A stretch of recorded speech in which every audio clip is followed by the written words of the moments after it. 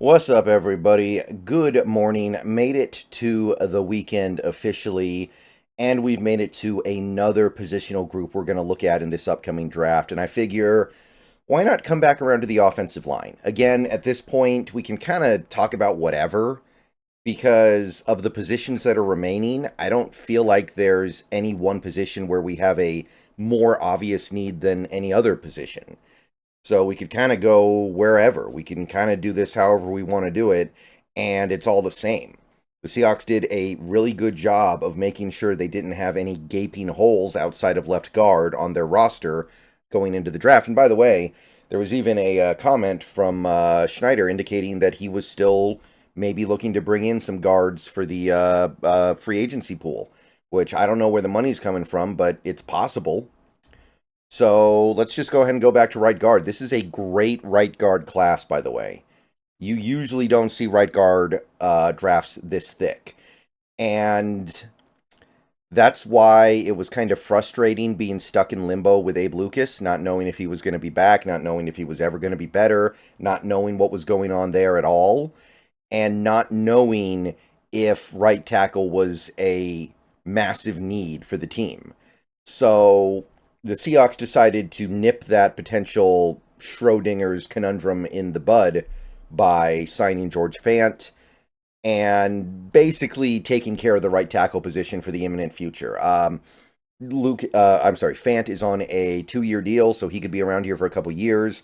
And Lucas obviously still has a couple more years left on his rookie deal, so we have some time to figure out if Lucas is going to be good to go or not long term, and if he's not, we have Fant there to provide some insurance. So I don't think we need to address the right tackle, but there are always things you can do. Some of these right tackles are going to be able to move inside.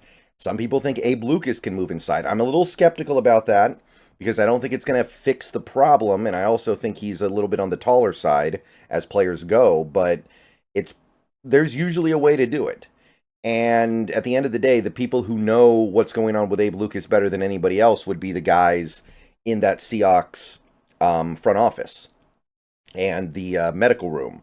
So if they have a feeling that Abe Lucas is just never going to be right and we're just going to write out the rest of the rookie deal and he's going to retire at that point, Brandon Roy style, then maybe you do go here because there's a very good chance that when the Seahawks pick at 16, a right tackle is going to be the best player available. So let's take a look. Taliese Fuaga, I think, is the best right tackle in this class. There are a couple other guys that are right there with him, honestly.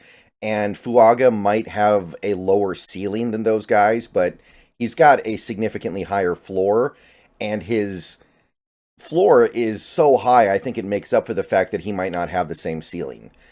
Beaver, Oregon State, 22 years old when the season starts, 6'6", 324 pounds, so good size. He's not huge like some of these guys, but 33 and an eighth inch arms, 10 and an eighth inch hands.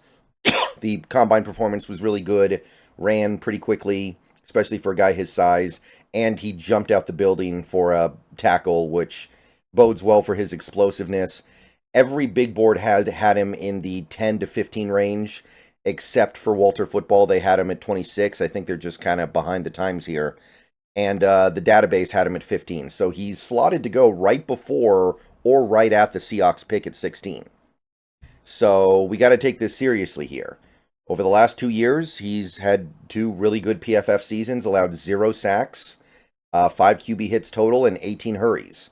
So he's kept his quarterbacks clean, relatively speaking. So the guy's productive.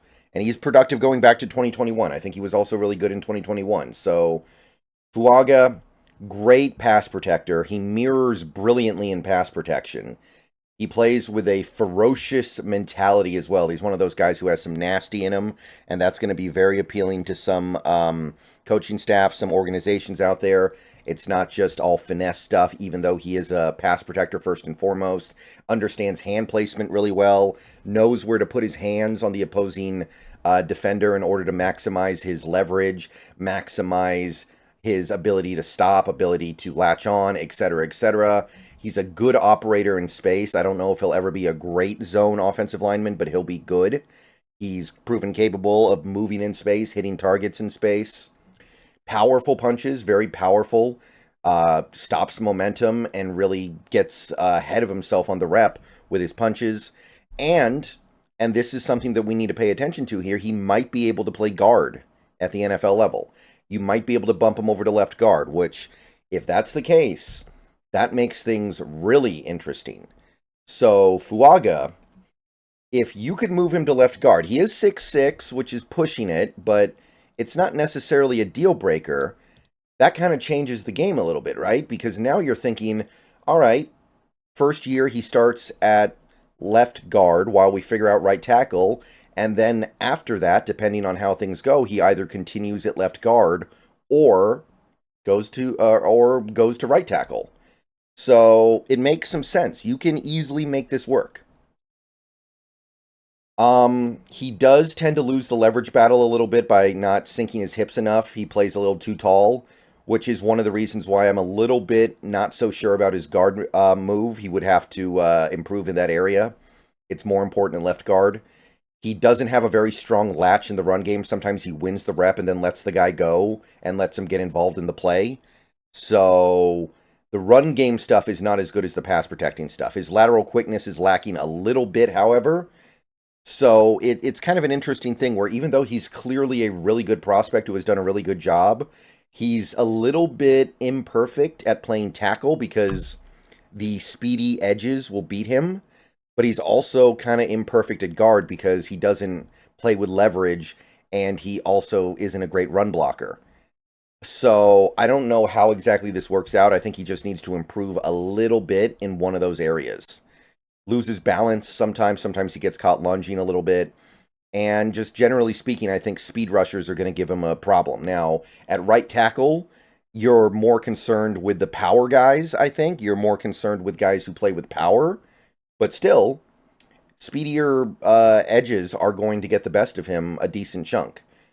So, Fuaga's a great prospect. He's got the technical wizardry that you want in pass protection, and he's got the physical domination of the run game. He just needs to refine those elements just a little bit here. I don't know where he's going to end up. There's some stuff to clean up, but I think he'll be great in the NFL.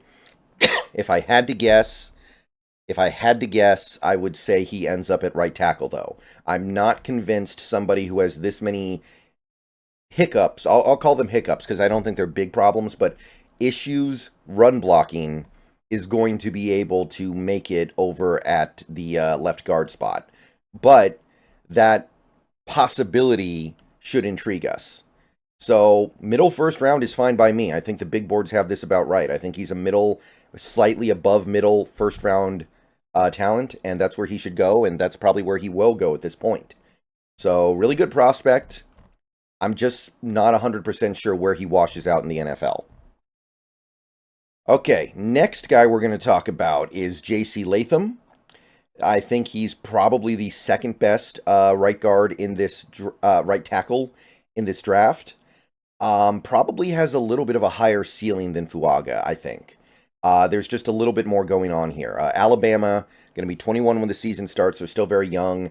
Monster, 6'6", but 342. The dude has over 15 pounds on Fuaga. 35 and an 1/8 inch arms, 11 inch hands. The dude is just a monstrous human being. Every big board has him in the first round. One has him top 10. A couple have him in the 20s. Some have him in the mid-teens. So the aggregate has him around 19. So he's going to be a lively option right when the Seahawks have their first round pick. So this is not beyond the pale. His performance at Alabama the last 2 years has been really good, maybe not great. Allowed a couple sacks, 3 hits, and 9 hurries last year. 82 PFF grade the year before, 0 sacks, 1 hit, 11 hurries, but lower PFF grades. So there was some good, there was some bad, but overall, the potential here is off the charts. Not only is he big, but he's also got pass protecting ability. He's not somebody who's just going to get circled around on the edge every play. Like we've seen right tackles who are just pure maulers and they can't keep up with edge speed. Like we had Jake Curhan a little bit there last year, and his incredible limitations as a player trying to protect the edge, it was a killer. It was tough. So Latham has shown the ability to protect the edge in pass protection. He's got a nice, strong latch. Once he's engaged, he doesn't let go. He doesn't let a guy go when in run blocking. His hands are always working to win the rep. He's got great hands, understands how to use them to win reps. His punches pack a lot of power, really a lot of stopping power in there, really a lot of ability to just take control of the rep. Dominant in the run game, just an absolute people mover in a way that a guy like Fuaga just isn't. I think he'll be okay in space, and maybe not great. He is a little bit more of a mauler, but he's shown some move abilities. And again, this is another guy. Maybe he can make it at guard. He's certainly big enough for it. It's just a question of, can he sink his hips enough to get low enough to dominate in the trenches? And honestly, given the fact that this guy is dominant in the run game, he might even be a better fit for it than Fuaga. He would be a better fit for left guard stuff than a lot of guys. So you are getting that flexibility, I think, with Latham. Some of the issues that I picked up on with him, he's not great at reading like complex pressure schemes like the blitzes, some of the disguised pressure. He doesn't pick it up as fast as he should. So he tends to be more focused on what's right in front of him rather than what's going to be coming. Gives up his inside shoulder too often. Like, he's pretty good at mirroring pass rushers, but then they can kind of counter and go back inside, and he has a hard time getting back to where he needs to be to win the rep. Sometimes he loses balance because he's over aggressive. He starts lunging a little bit. When you start lunging into the rep, the guy can just kind of shift past you if he sees it coming.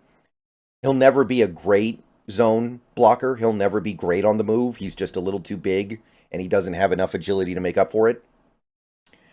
And I don't know about that move to guard. It's just tough with these 6'6" guys. It's close. It's possible. But what he did at Alabama was play at right tackle, so we know he can at least do that at the collegiate level, at a high level.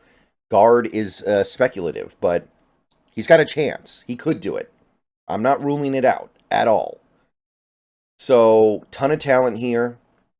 Tons of strength, combined with everything else going on here. The length, the lateral quickness, the size of his hands, the pop. There's so much to love here.